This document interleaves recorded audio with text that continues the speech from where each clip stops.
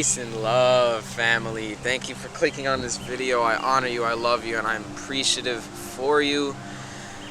Without any further ado, I have some intuitive information that I've come across, and I'm not going to tell you that it's right. I'm not going to tell you to live by it. I am not going to tell you that it is even accurate, but what I'm going to say is my intuition screamed it at me and basically bombarded me with it, and I feel very called towards sharing it with you.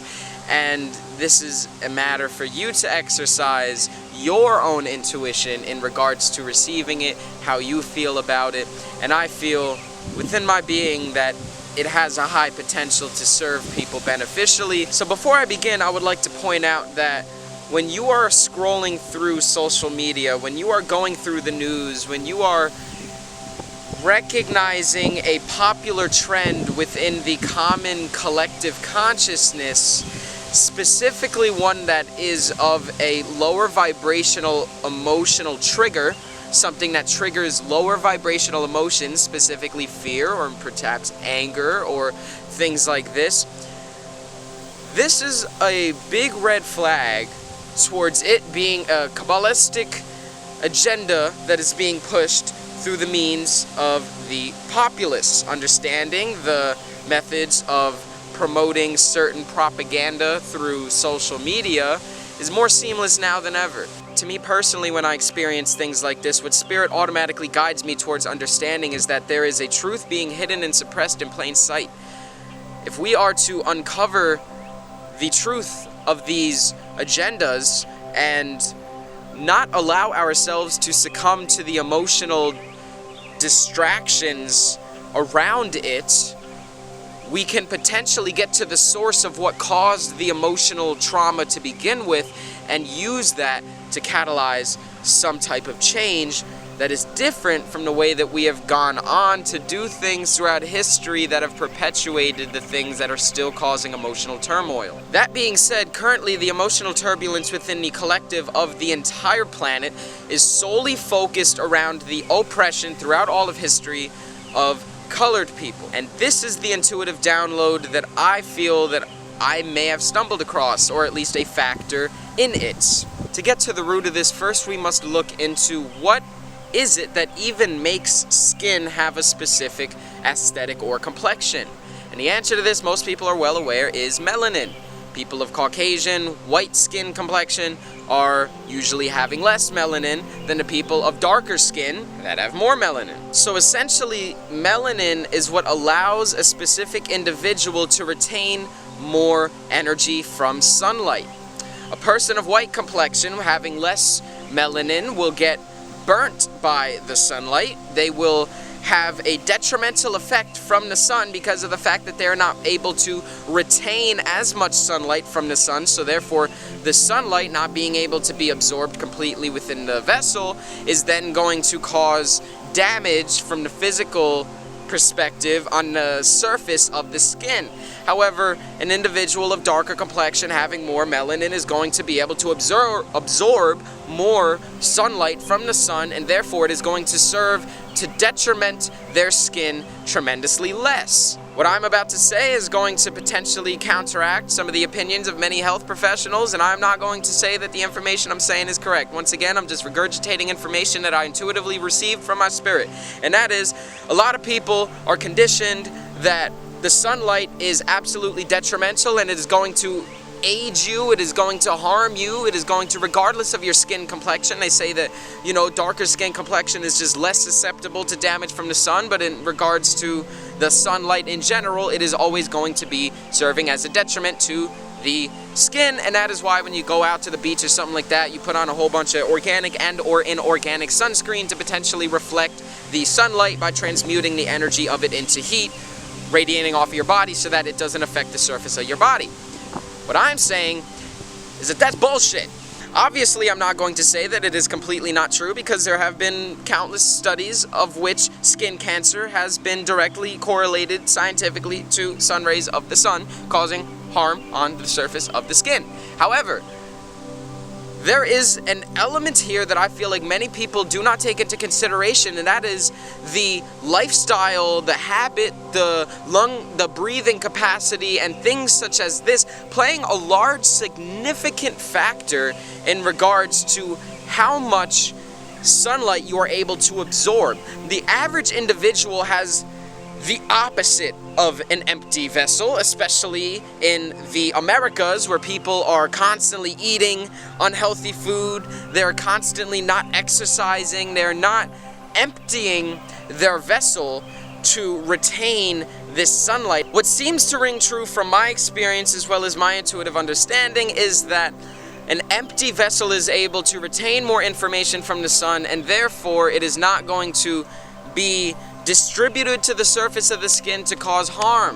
This conditioning has been placed upon our society because of the fact that they don't want us to have a strong connection with the sun. They want you to put on this sunblock, they want you to put on sunglasses, they want you to protect yourself from the rays of the sun and make it seem that it is something that is going to harm you because of the fact, in the Law of One teachings, they describe the sun as the logos. Every single star, they don't call it stars, they call them logos. Logos essentially translates to the reason or creative principle or God principle of existence. In the same way that we have cells within our body that allow us to experience this conscious vessel, these cells have their own sentient, individualized existences in the same way that we seem to have our own sentient, individualized existences, when in reality, the human race and all life on Earth, for that matter, is simply just cells in the neural network of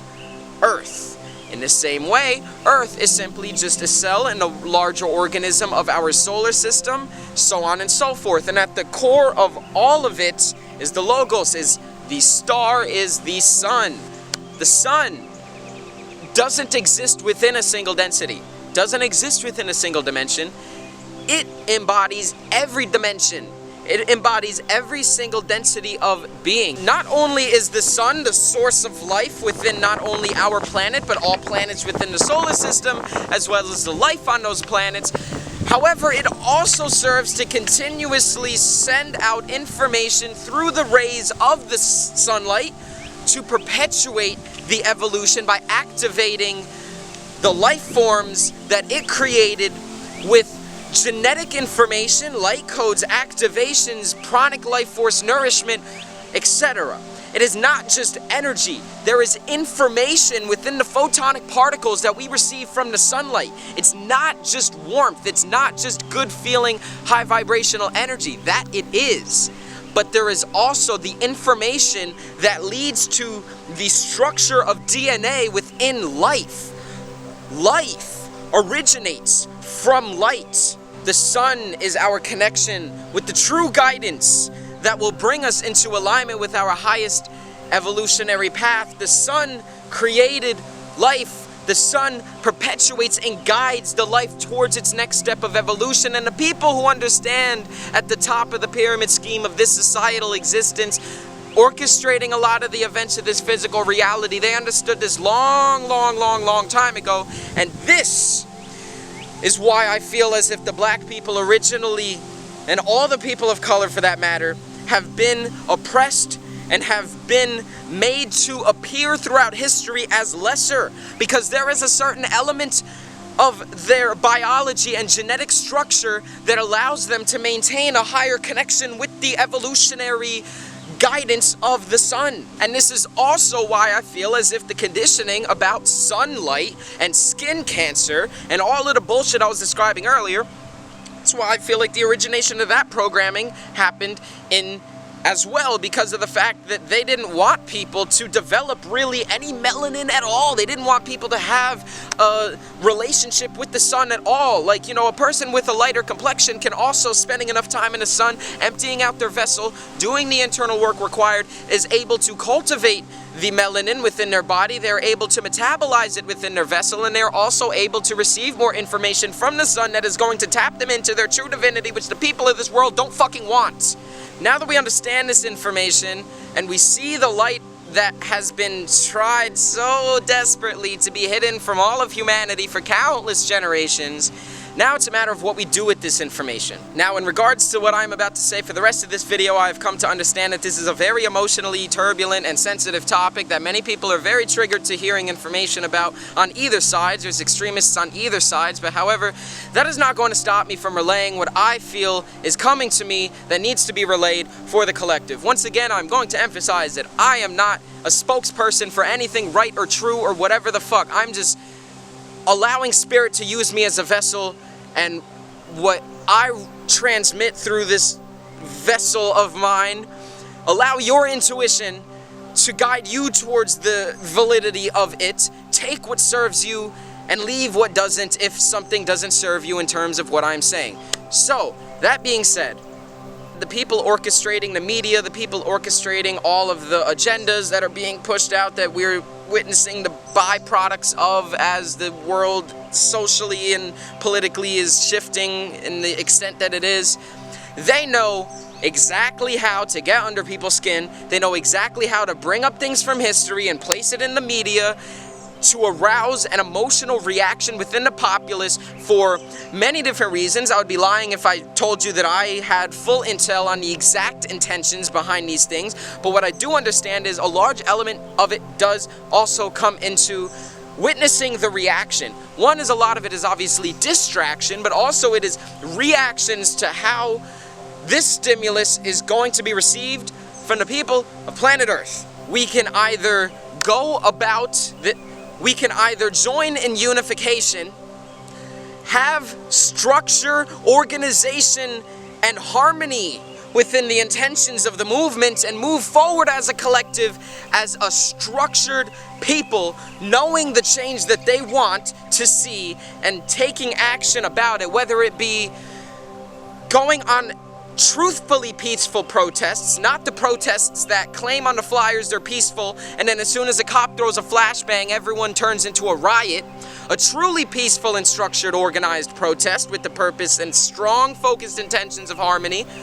Or we can go about it in a manner that is giving the people at the top of the pyramid scheme what they want to see. The people at the top of the pyramid want more than anything to see the people at the bottom of the pyramid rioting, causing chaos, burning things down, invoking violence, feeding into the same vibrations of emotion that is perpetuating the struggling that they are claiming to protest against. Many people are saying, yes, we need to be peaceful, we need to be harmonious, we need to be loving and light about the whole situation, but that is not to ignore the emotions of fear, the emotions of upset, the emotions of being trapped, the emotions of rage from all of the oppression that has happened throughout the history of the timeline of Earth. It is to understand the process of emotional transmutation for the purpose of it becoming something higher. It is very much possible to take these emotions, integrate them. I emphasize, not ignore them, not just try to brush them off and be positive, but feel them. Feel the rage. Feel the low vibrational emotions. Feel the pain of your ancestors. Feel the pain of all of the bullshit that has happened throughout this world. And integrate it, rather than taking these emotions and just spewing them externally. That's what we are witnessing in the world. People are feeling these emotions, which is great. But what they're not doing is integrating it, because they're taking it and immediately externally projecting it and manifesting more events and circumstances and happenings and emotional environments of this emotion that is not pleasurable. So rather than projecting it externally, integrate this emotion, feel this emotion, and bring it within yourself and transmute it into light. By reaching a state of stillness within yourself and observing these emotions, looking at these emotions rather than allowing yourself to be consumed by these emotions, detaching from them, you are able to turn them into their opposite polarity of light. So it is not ignoring the negativity and just focusing on light. It's a matter of actually transmuting and turning the negativity, the lower vibrational emotions, into light. There's a big difference in the message there that I want to make very clear. When we rise together in these astronomically powerful numbers, and we focus on the intention of transmuting this energy rather than projecting it externally. If you want to see less hatred in the world, rather than going for an eye, like Gandhi would say, the whole world would then be blind. The people of this world are waking up and stepping into their divine power now more than ever before in the past 12,000 years of human history. It is absolutely empowering to see the numbers that people are unifying for this purpose of making change happen in this world. And now we are at the tipping point where it's just a matter of making sure that we lean all of this power of movement and change and energy within this world towards a direction of service to others, towards a direction of love, light, harmony, rather than the direction of the way that our world has been run for so long. Rather than meeting violence with violence and hoping peace comes from that, meeting violence with peace within ourselves to become the change that we wish to see, to become the vibration that we wish to see attract and manifest into our environment. You cannot externally emit a vibration that you do not wish to see and expect you not to see it manifest in your environment. More people are waking up to this truth every single day. The vibration of our planet is raising and people are truly making magic happen. The time to take action is now. The time to transmit your voice and make your actions known is now. But align yourself first. Align yourself with love. Transmute these emotions. Understand and feel these emotions.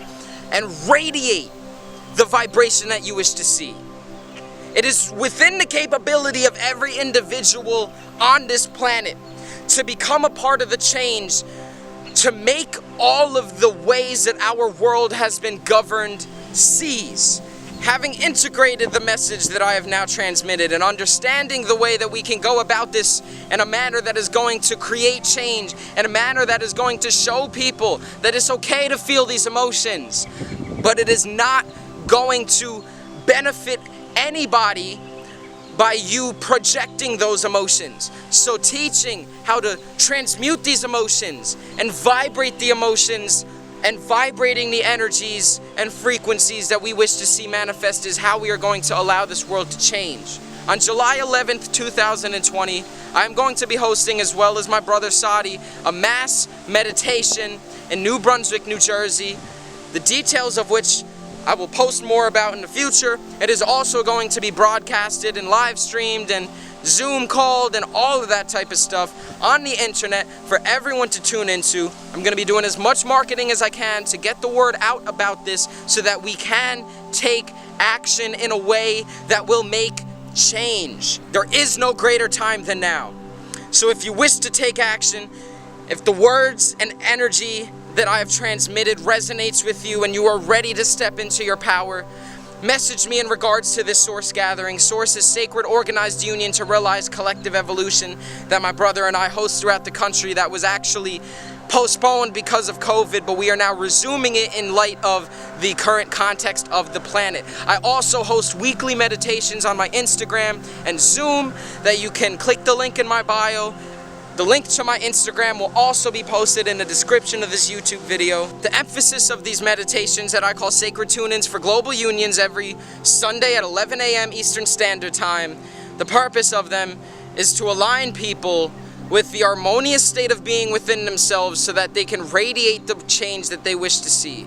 From the depths of every aspect of my being, I thank you for receiving this video. I understand that there's much distortion that comes with transmitting through words, but it is my intention that the energy behind this message has been received. Thank you for listening. Thank you for tuning in. Thank you for stepping into your hearts. Thank you for taking the action required to manifest New Earth in this timeline. I love you with every part of my being.